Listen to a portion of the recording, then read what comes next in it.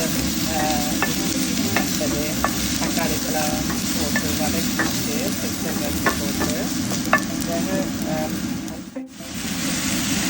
சின்ன சின்னதாக வெட்டி விட்டுறேன் நட்ஸ் அதை போட்டு நல்லா கொஞ்சம் நேரம் லோ வீட்டில் வச்சு வதக்கிட்டோம். வதக்கிட்டு கொஞ்சம் வதங்கி வேறு மிளகு கொஞ்சம் சின்ன சின்ன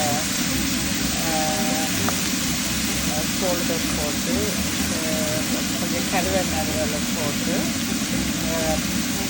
அதாவது அதையும் போட்டு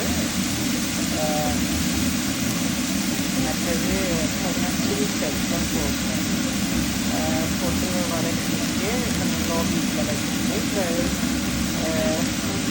கொட்டு வாட்டர் விடணும். விட்டுட்டு மற்றது கொஞ்சம் கொதிச்சு வேறு கோகோனட் மில்க் பண்ணிட்டு வச்சுனா இது இதோடையே சாப்பிடலாம். அவ்வளோ ஒரு டேஸ்டியான கறி. எனக்கு இது நல்லா பிடிக்கும். அதை நான் உங்களுக்கு இது ஷேர் பண்ணுறேன். பிடிச்ச லைக் பண்ணுங்க. தேங்க்யூ மக்களே. மஞ்சளும் போட்டு அதோட கொஞ்சம் பெப்பரும் அதை தூக்கணும்.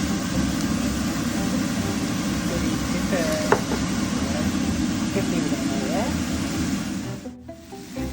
வீட்டில் வச்சு நல்லா வதங்கி வந்துட்டுது. அதில் டொமேட்டோவும் போட்டு செய்தபடியாக கொஞ்சம் அந்த ஓட்டத்தன்மை அதில் இருக்கும். அதால் நான் தண்ணி விடையில்லை. இது நல்ல ஒரு ஹெல்த்தியான ஒரு ஃப்ரூட்.